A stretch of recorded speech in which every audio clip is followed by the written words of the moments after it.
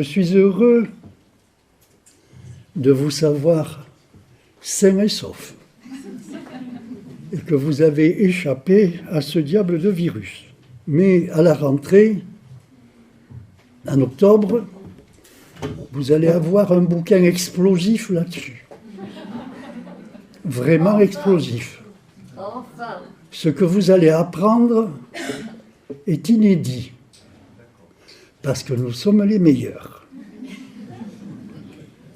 Aujourd'hui, je vais vous parler de l'hypertension artérielle, et n'allez pas vous imaginer que c'est un trouble bénin, mais au contraire, un trouble pouvant avoir de graves conséquences.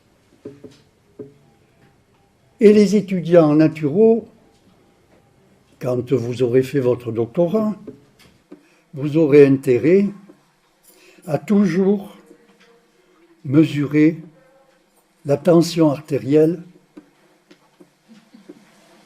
de vos patients. Alors, l'hypertension artérielle. L'hypertension artérielle n'est pas une maladie, mais un trouble métabolique profond, caractérisé par des symptômes qui permettent de connaître l'état de l'appareil cardiovasculaire, de l'appareil rénal, du foie, de la vésicule biliaire, de l'intestin, notamment, bref, du terrain organique. Alors, qu'est-ce que c'est que l'hypertension artérielle? L'hypertension artérielle résulte d'une augmentation de la pression du sang dans le réseau artériel. Dans le réseau artériel de la grande circulation. Voilà la grande circulation. Je vous expliquerai plus tard le mécanisme du poumon là-haut. À la place du poumon, nous avons mis une pompe qui est le diaphragme. Car c'est le diaphragme qui fait circuler le sang et non pas le cœur, comme on le croit, naïvement. Le cœur n'est qu'un répartiteur de sang, mais c'est le diaphragme qui fait circuler le sang. La pompe. Le cœur lui reçoit, il distribue. Il distribue. Le cœur ne fait que ça. Comme il y a une pression excessive dans les artères, eh bien, la maximale dépasse 12,8. Ça peut aller jusqu'à 17, 18, 20, 25, 30. Une hypertension artérielle de 30. Alors que la tension normale, c'est 12,8. Ou bien 14,9. Alors, l'hypertension artérielle se caractérise souvent par des céphalées, par des troubles sensoriels, par des crampes aux extrémités. Elle peut aboutir à de graves complications se traduisant par une insuffisance cardiovasculaire gauche, le poumon, le cœur gauche, par une insuffisance rénale, par un accident vasculaire cérébral, et ça c'est grave, par une rupture d'anévrisme, Vous savez ce que c'est qu'un anévrisme? Est-ce que vous avez gonflé une chambre à air de bicyclette ou de vélo? Et à un moment donné, il se produit à côté une sorte de hernie. Est-ce que vous avez vu ça? On gonfle et tout d'un coup, il y a une hernie. Eh bien, c'est un anévrisme. Et là, il peut y avoir une rupture. Rupture d'anévrisme sous l'effet de l'hypertension artérielle. Alors imaginez l'altération nerveuse qui résulte de cet effet. C'est dire que l'hypertension artérielle risque de provoquer une hémorragie cérébrale en particulier, entraînant quoi?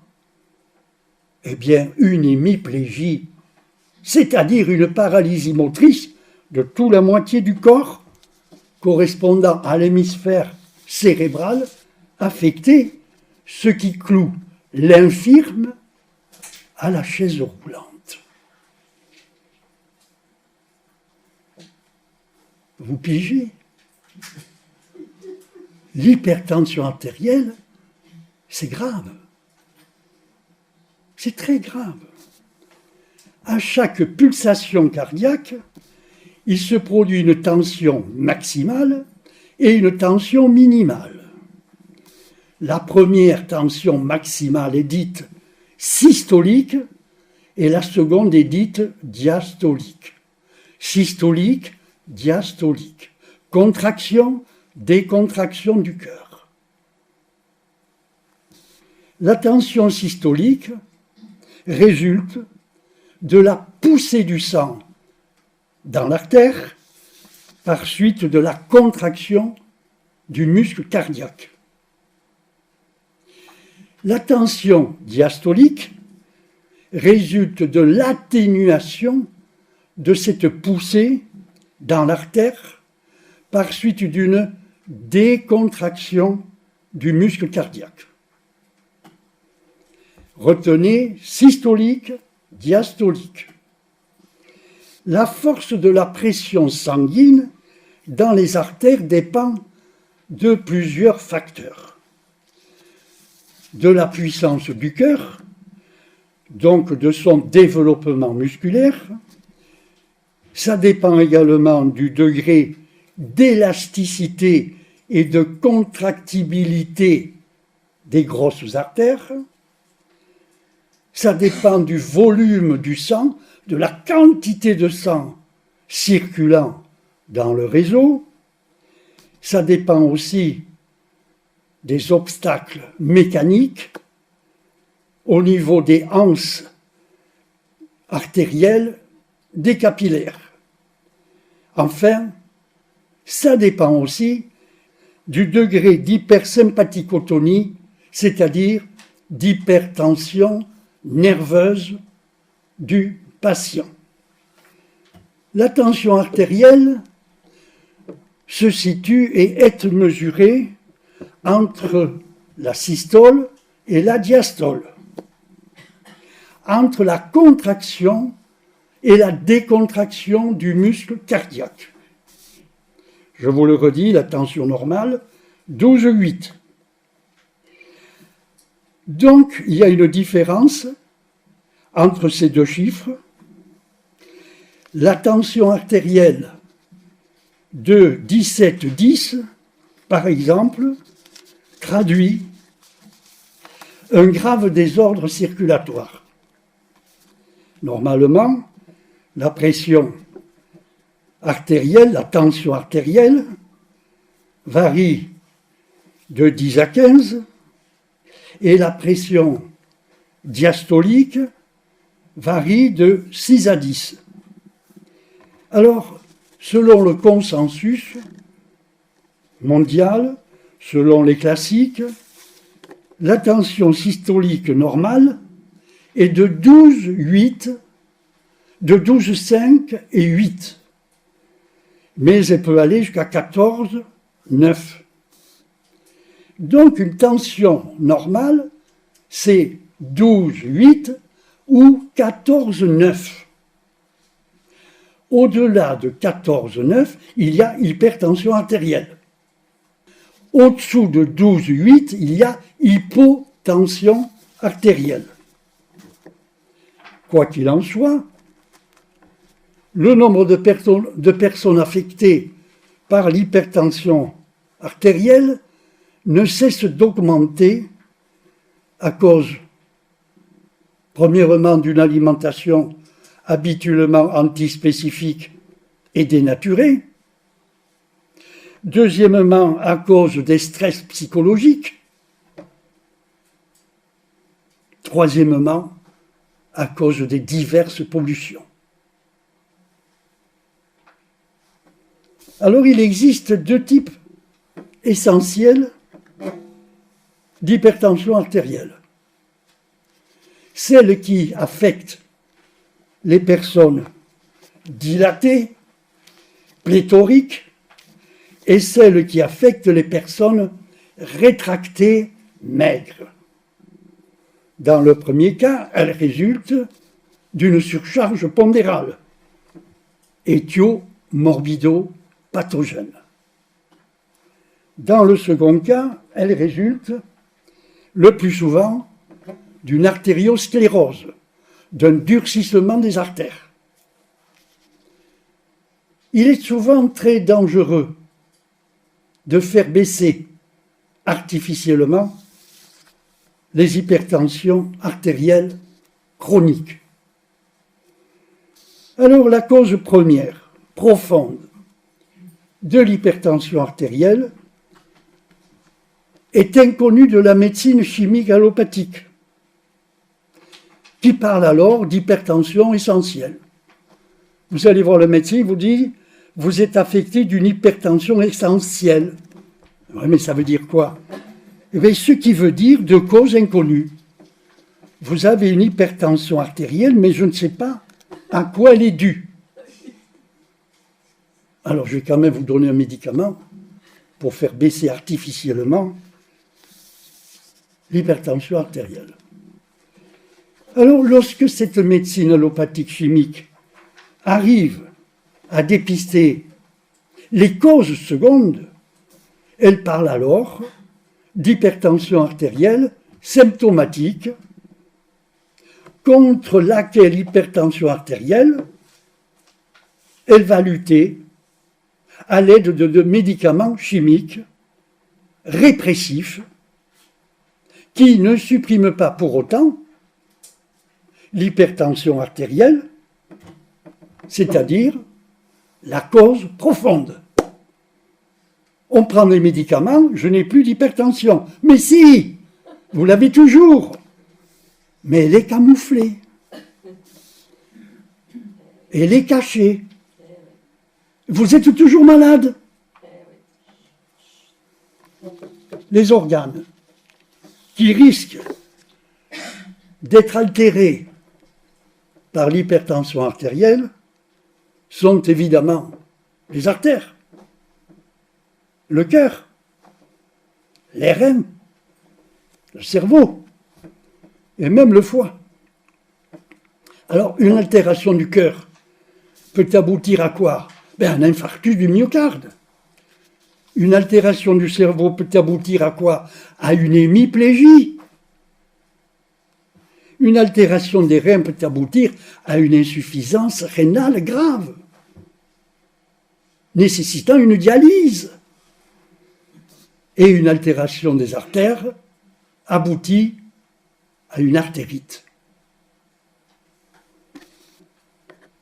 L'hypertension artérielle systolique est due soit à une trop grande viscosité du sang, que nous appelons hémogliase. L'hémogliase, c'est tout simplement un sang boueux, qui ressemble à de la boue. Mais l'hypertension artérielle peut être également due à une augmentation du volume du sang, de la quantité de sang excessif qui pousse les parois artérielles. Ça peut être dû aussi à une perte d'élasticité des artères, donc à une artériosclérose, soit à ces trois facteurs réunis. Alors, la perte d'élasticité des artères est due, comme je viens de vous le dire, à l'artériosclérose, mais aussi, ça peut être dû à l'athérosclérose. C'est deux choses différentes. L'artériosclérose, c'est le durcissement des artères. généralement par des cristaux d'acide urique, du calcaire, etc. Mais l'athérosclérose, c'est un encombrement et même un durcissement des artères qui est dû au cholestérol. Alors, l'augmentation du volume du sang est surtout due à une forte viscosité du sang, à un épaississement du sang, par suite de diverses surcharges. Par exemple, d'une surcharge en substance mucoïdale, qui ressemble à de la morve, un sang morveux. Alors ça peut être dû également à une surcharge en substance cristalloïdale, avec des cristaux, acide urique, oxalate, calcaire, etc. L'hypertension artérielle peut être également due à une surcharge de corps gras saturés, de corps gras trans, ça veut dire transformés, notamment par les fritures, et ça peut être dû aussi au cholestérol accumulé dans les artères. L'hypertension diastolique, cette fois, elle est due à un rétrécissement des artérioles, des toutes petites artères dans les organes, au niveau des anses artérielles capillaires, c'est tout petit, dans les organes, à l'intérieur du foie, à l'intérieur des reins notamment. Imaginez les artérioles du foie resserrées, et le sang ne passe plus, et toute la merde qu'il y a dans le sang reste dans l'organe. Alors, plus le rétrécissement est important, et plus l'hypertension diastolique est élevée, donc grave. L'hypertension artérielle diastolique indique la présence de graves désordres organiques.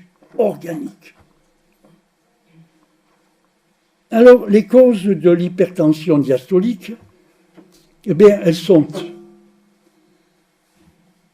les lésions rénales, la glomérulonéphrite, la pyélonéphrite, les kystes, la sténose,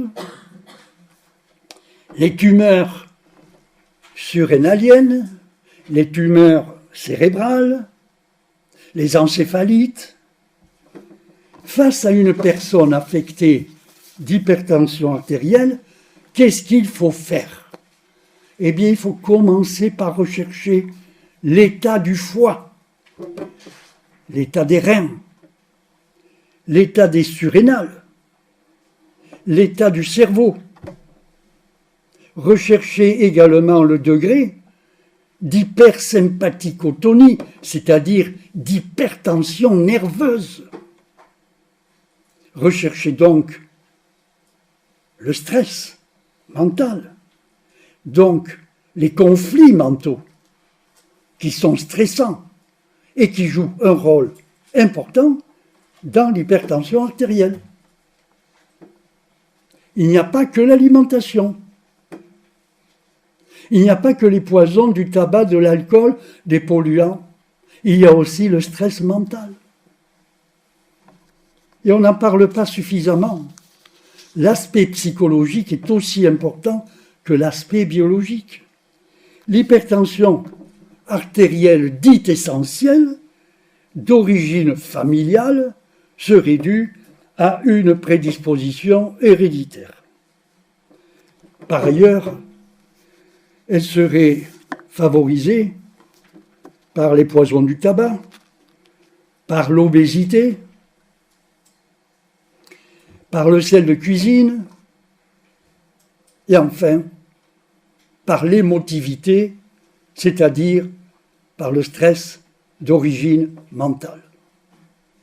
On a effectivement constaté que l'hypertension artérielle baisse naturellement dès qu'on cesse de fumer, dès qu'on cesse de consommer du sel de cuisine, dès que l'on dégraisse l'organisme, dès que l'on élimine le stress, bref, dès que l'on s'épure.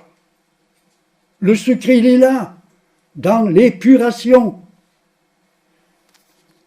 Pour le médecin de santé, qui est le vrai naturopathe, la cause profonde de l'hypertension artérielle, dite essentielle, est l'hémogliase. L'hémogliase, c'est-à-dire l'épaississement du sang par suite d'une alimentation habituellement riche en farineux, riche en protéines cuites, coagulées, riche en sucre, riche en graisse, saturée, trans, etc. Surtout lorsque cette alimentation antispécifique et dénaturée est étayée par de fréquents stress mentaux qui dévitalisent l'organisme, qui affaiblissent le muscle cardiaque, la tonicité et la solidité des vaisseaux sanguins. Ce sont surtout ces substances alimentaires qui intoxiquent le foie, donc l'intestin, et conséquemment les reins, le cerveau notamment. En fait, l'hypertension artérielle dite essentielle est la traduction d'une insuffisance hépatique et donc d'une insuffisance rénale. De même que l'obésité est la traduction d'une insuffisance hépatique. De même que le diabète est la traduction d'une insuffisance pancréatique, donc du foie. Par exemple, pourquoi du foie? Qu'est-ce que le foie a à voir avec le pancréas? Eh bien, parce que le foie et le pancréas appartiennent à la même balance digestive. Tous nos organes font la politique du foie, qui est le grand patron de toute notre physiologie. Quand le foie va bien, tout va bien. Mais quand le foie va mal, eh bien, tous nos organes vont mal. C'est le foie qui gouverne.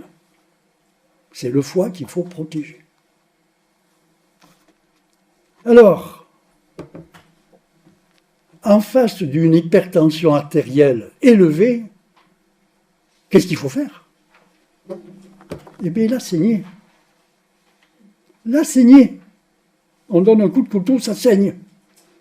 Alors, tout comme l'application des sangsues, la saignée est une technique naturopathique d'urgence utilisée depuis toujours et qui est toujours d'actualité, même en médecine allopathique aujourd'hui.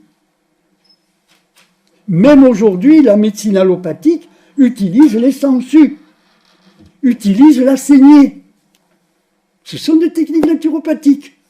Ils nous les volent, ils nous les fauchent, ils nous volent tout, parce que vous vous laissez faire. Alors, la saignée a pour but de quoi?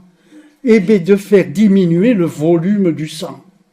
Quand il y a trop de sang qui pousse les artères, eh bien, si on diminue le volume du sang, eh bien, l'hypertension diminue naturellement. C'est la meilleure technique naturelle d'urgence en cas d'une forte hypertension artérielle.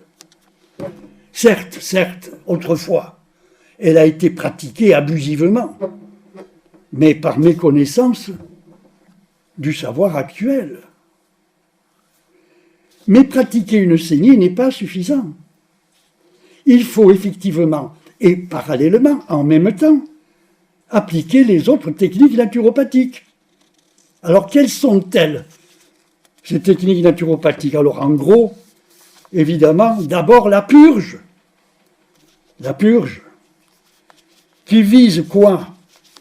Qui vise à vidanger le moteur intestinal, qui est souvent pris pour un tout à l'égout.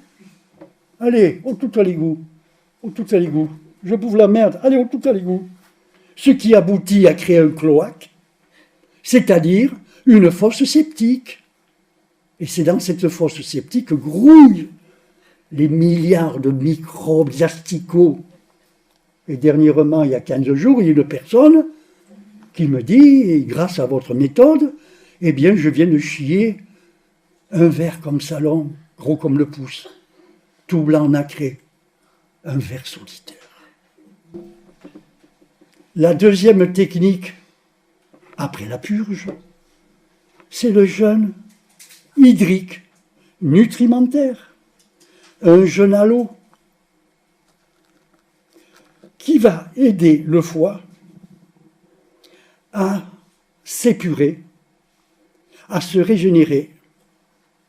Et si le foie ne peut pas s'épurer et se régénérer, il ne peut pas épurer et régénérer l'organisme. Il faut lui foutre la paix à ce foie. Mais en mangeant mal, en buvant mal, en buvant des alcools, en fumant, en bouffant des saloperies, mais vous tuez le foie. Et après, je suis malade. Le foie. Aïe, aïe, aïe. Alors, après le jeûne, qui doit durer 1, 2, 3 jours, une semaine,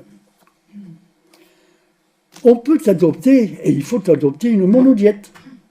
La monodiète aux fruits juteux, crus, bien mûrs, sains, agrobiologiques, qui aident à fluidifier le sang. Il n'y a pas mieux pour fluidifier le sang que les fruits juteux crus. Et en même temps, ça permet de reconstituer la flore microbienne intestinale physiologique. Après la monodiète, il faut adopter obligatoirement un régime alimentaire orthobiologique, c'est-à-dire 100% spécifique et naturel, qui vise à nutrir, à nous nourrir correctement, tout en favorisant l'épuration de l'organisme, donc la fluidification du sang, donc la normalisation de la tension artérielle.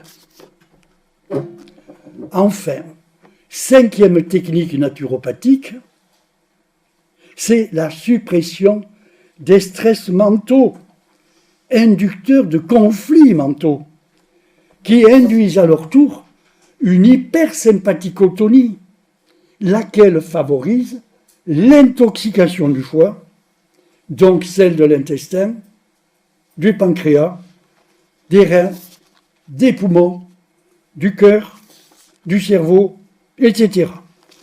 La médecine allopathique par les médicaments, répressifs des symptômes, ignore ce qu'est la vraie médecine de santé.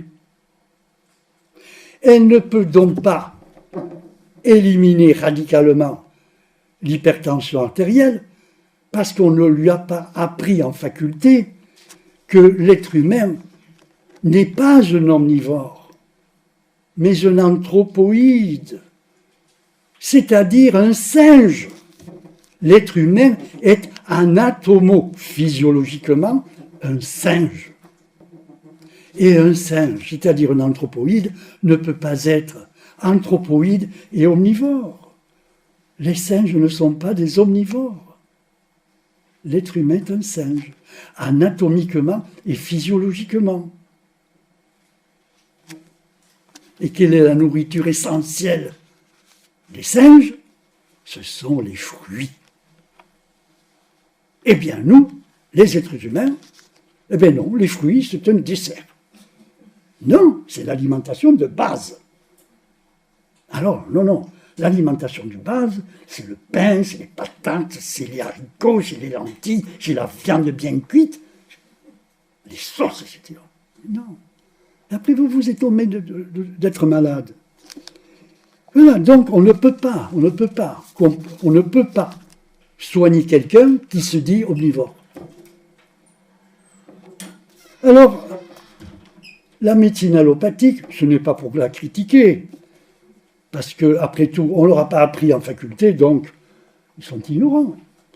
Eh bien, la médecine allopathique n'a toujours pas compris que la cuisson des aliments est un trucage. La cuisson des aliments est un trucage qui dévitalise l'aliment, lequel aliment est destiné à nous vitaliser. Par quel miracle un aliment cuit, un aliment mort, peut-il nous donner la vie? Tous les animaux de la nature, vivant librement, mangent cru. Il n'y a que l'homme qui fait cuire les aliments. Alors, paradoxalement, les seuls faux aliments qui nécessitent le trucage de la cuisson, ce sont surtout les farineux, toutes les céréales, les tubercules, les légumineuses. Et vous verrez de quoi il s'agit. Dans un petit moment, vous verrez le danger des farineux.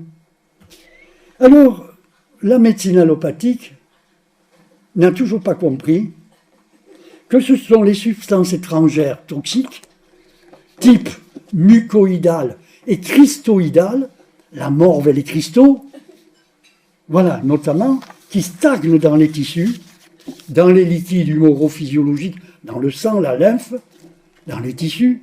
Eh bien, elle n'a toujours pas compris que ce sont ces substances qui sont éthiomorbidoppathogènes, cause d'hémogliase, la cause de l'épaississement du sang, donc de l'hypertension artérielle. L'hypertension artérielle est due surtout à ça, aux farineux.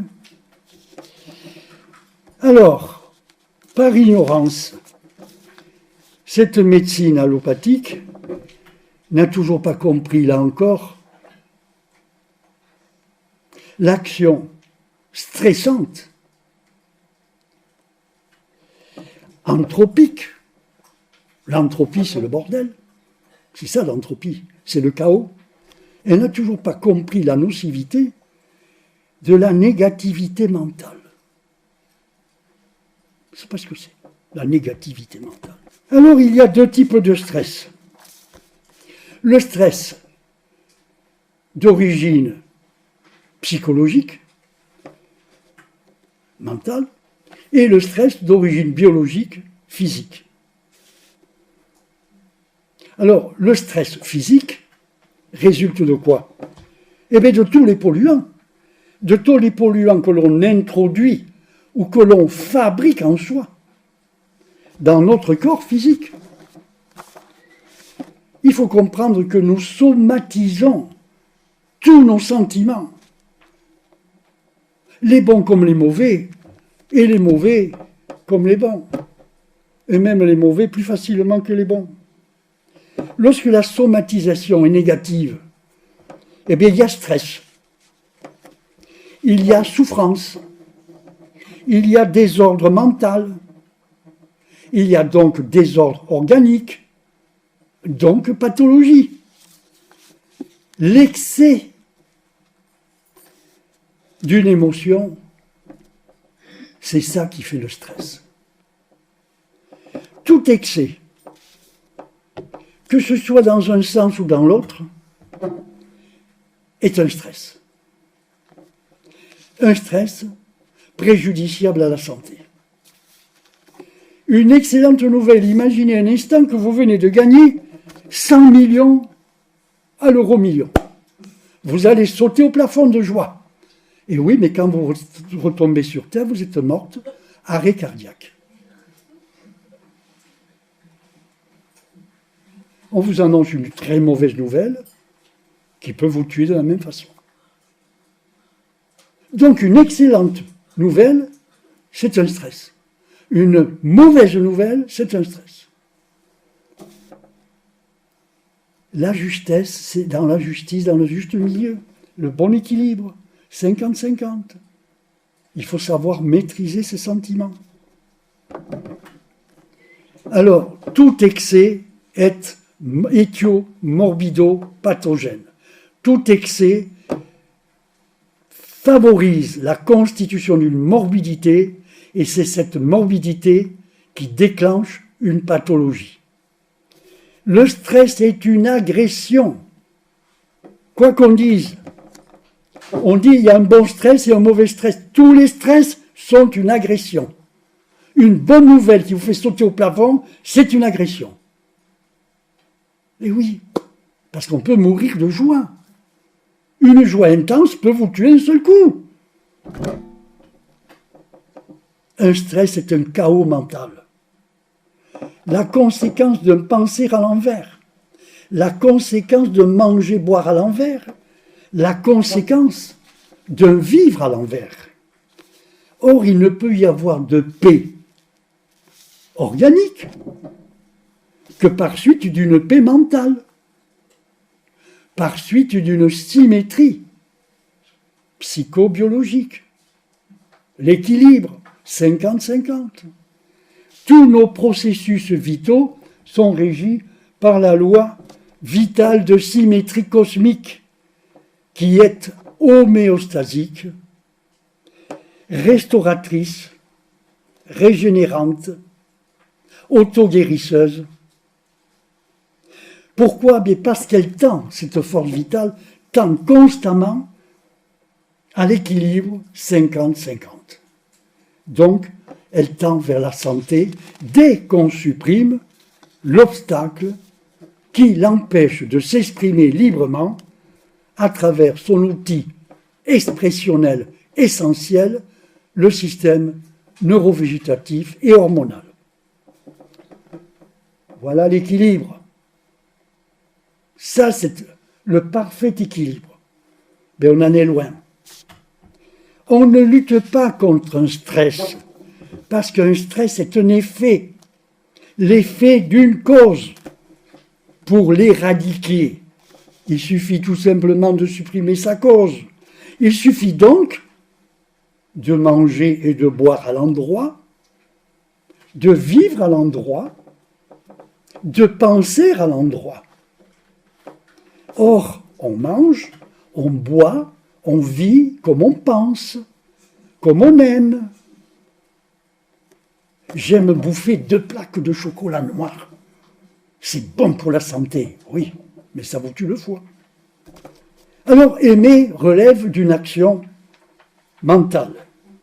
C'est donc par la prise de conscience de notre négativité mentale habituelle et par la maîtrise de nos sentiments, de nos vécus intérieurs, que l'on se remet à l'endroit, que l'on se déstresse. Se remettre à l'endroit, c'est quoi? Eh bien, c'est se remettre dans la santé naturelle. C'est donc sortir de sa pathologie. C'est tout simple. Retenons qu'un sang épais comme de la boue, circule très mal dans les fines artérioles du foie, des reins, du cerveau, du cœur notamment.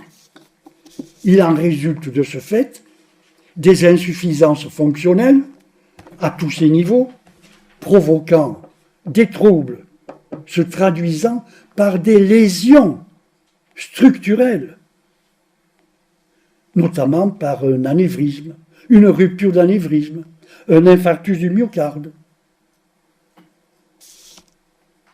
Alors, les principaux organes, je vous le redis, qui sont surtout affectés par l'hypertension sont bien sûr le cœur, le cerveau, les reins, les grosses artères. Alors maintenant, voyons un petit peu le sel de cuisine. Le sel de cuisine, c'est-à-dire le chlorure de sodium, comme vous le savez, ça retient l'eau dans les tissus. Le sel est nuisible aux reins lorsqu'il est consommé en excès. Sa suppression, par régime alimentaire désodé, c'est-à-dire sans ajout de sel de cuisine, est habituellement prescrite dans l'hypertension artérielle. De même que dans l'insuffisance cardiaque, de même que dans les œdèmes. La diurèse, c'est-à-dire l'élimination de nos urines, est toujours plus importante quand on pratique un régime alimentaire sans sel de cuisine. C'est valable pour tous, aussi bien pour les bien portants que pour les malades. Très nombreux sont les aliments industrialisés qui contiennent du sel de cuisine. C'est un danger.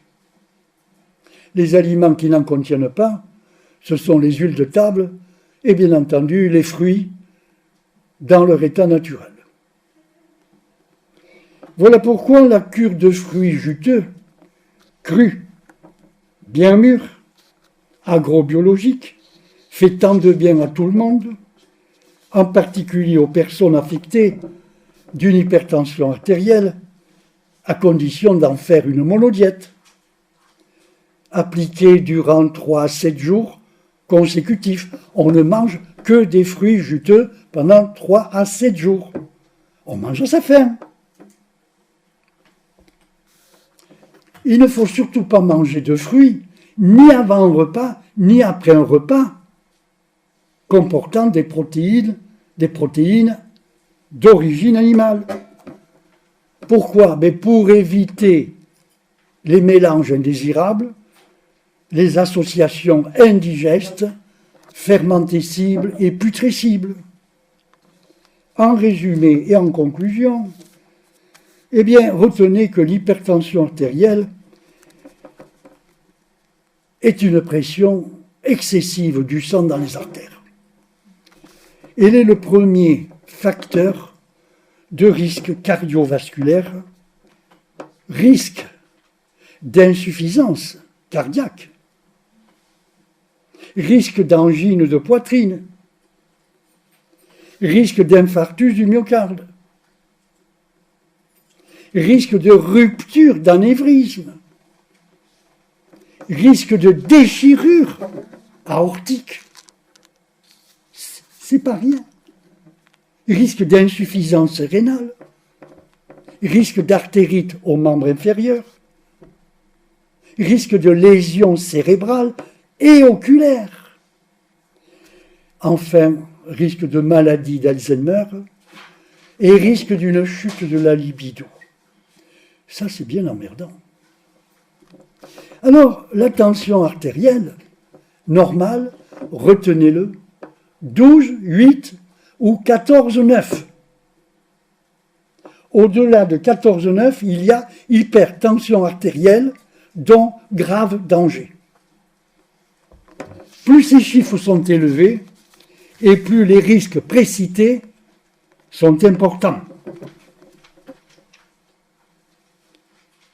Généralement, l'hypertension artérielle n'induit pas de symptômes particuliers, spécifiques. C'est pour cette raison qu'on dit que l'hypertension artérielle est un tueur insidieux, un tueur silencieux. Ça vous tue. Alors, parfois, on peut la soupçonner lorsque on constate des nausées, de la fatigue chronique, des céphalées, des vertiges, des douleurs dans la poitrine, un essoufflement, des bourdonnements d'oreilles, des troubles visuels, des mouches voltigeant devant les yeux, la difficulté également à se concentrer. Là, il faut suspecter l'hypertension artérielle qui peut également apparaître brusquement à cause du vieillissement, subitement à cause d'une artériosclérose, d'une sclérose des artères. Elle peut survenir à la suite d'une prise excessive d'antihypertenseurs, mais elle peut aussi survenir après avoir consommé des antidépresseurs, des anti-inflammatoires, des corticoïdes, la pilule contraceptive, etc. Elle peut survenir à la suite d'une grossesse, à la suite d'une ménopause, par l'hérédité également, par suite d'une surcharge pondérale, par un manque de culture physique de santé et de bien-être, transpirante et suroxygénante. Elle peut apparaître à la suite d'une consommation excessive de sel de cuisine. Elle peut apparaître également à la suite d'un mauvais sommeil habituel. Enfin, elle peut apparaître surtout à la suite de stress fréquents, voire permanents. Alors, parmi les substances qui favorisent l'hémogliase, donc l'hypertension artérielle, je reviens là-dessus, retenez bien, ce sont les farineux, c'est-à-dire toutes les céréales, les tubercules, les légumineuses, les pâtes, le riz, les pommes de terre, les gâteaux, les biscuits, et les patates douces, les lentilles, les haricots. On n'a pas besoin de manger tout ça. On peut très bien vivre beaucoup plus simplement. Alors, pourquoi les farineux? Eh bien, tout simplement, parce que ça fermente dans le tube digestif de l'homme en produisant de l'alcool qui vous tue le foie. D'ailleurs, les canards et les oies en savent beaucoup plus que nous à ce sujet. Quand on gave les canards et les oies avec des céréales, et pourtant ce sont des gallinacés types, ils sont faits pour consommer des céréales, eh bien même le gavage, l'excédent de céréales, eh bien n'est pas digéré par le gallinacé, ça fermente dans son tube digestif, ça produit de l'alcool et ça crée le fameux foie gras, qui est une cirrhose hépatique. Essayez de comprendre que les farineux, ça vous fout une cirrhose hépatique. On devient alcoolique en mangeant des farineux. Alors, bien entendu, c'est pas parce qu'on en mange une fois exceptionnellement, mais c'est le fait d'en manger tous les jours. Alors, les farineux ont également un autre inconvénient, c'est que ça vous colle des mucosités. La moukire. Je mange des pâtes, ça rentre par la bouche et ça sort par le nez, sous forme de morve. Alors imaginez comment ça épaissit le sang, avec les risques de thrombose, les risques de phlébite, les infections. Il faut arrêter de bouffer des farineux. Ce ne sont pas des aliments biologiques humains. L'alcool favorise évidemment l'hypertension artérielle. Et puis il y a les sucres industriels. Alors là, ce sont de véritables poisons. Alors, les sucres industriels consommés en excès qui favorisent la stéatose hépatique, exactement comme les céréales. Et en plus, ça glyque le sang. Alors, qu'est-ce que c'est que glyquer le sang? Eh bien, ça caramélise le sang. C'est-à-dire, il se crée des liaisons croisées entre les protéines cuites alimentaires et les sucres industriels. Ça s'associe, ça fait du caramel. Et ça vous bousille les cellules. Du foie, du cerveau, etc.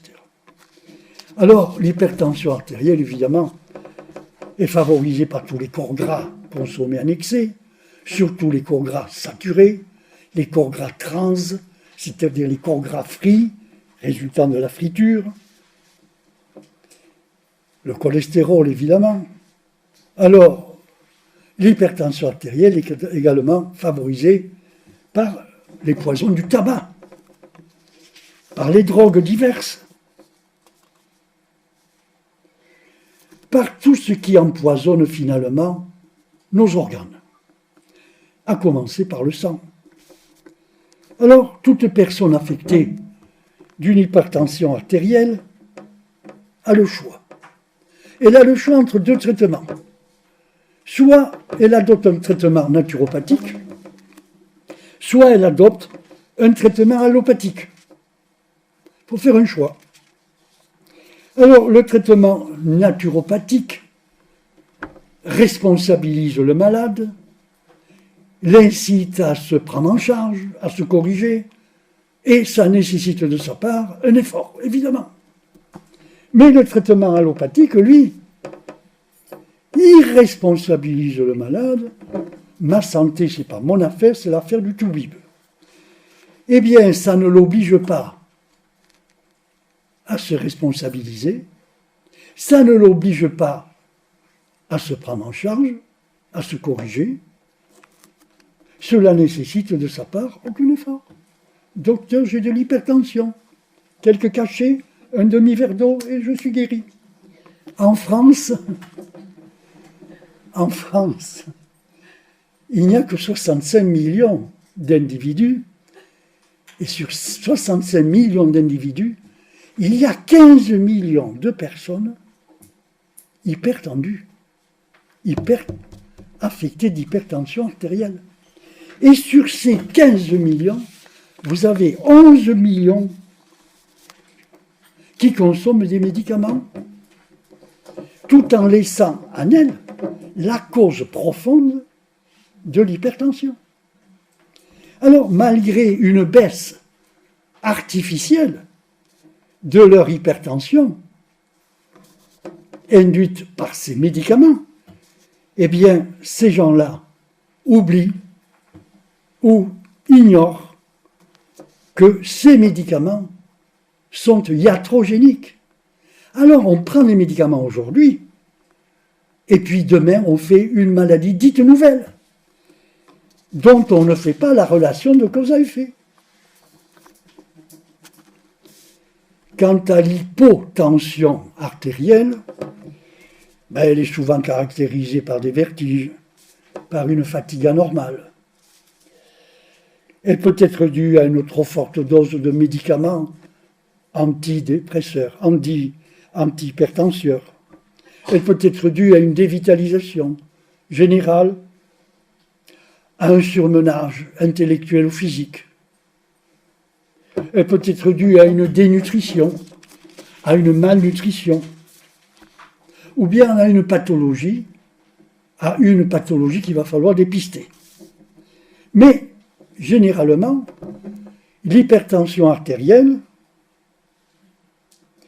de même que l'hypotension artérielle, régresse naturellement sous l'effet d'une hygiène de vie ortho-psycho-biologique, donc naturopathique, appliquée sérieusement et quotidiennement. Alors vous trouverez toute la méthode complète de l'hypertension artérielle dans un de mes bouquins que je viens de publier, l'hypertension artérielle. Je vous remercie pour votre attention.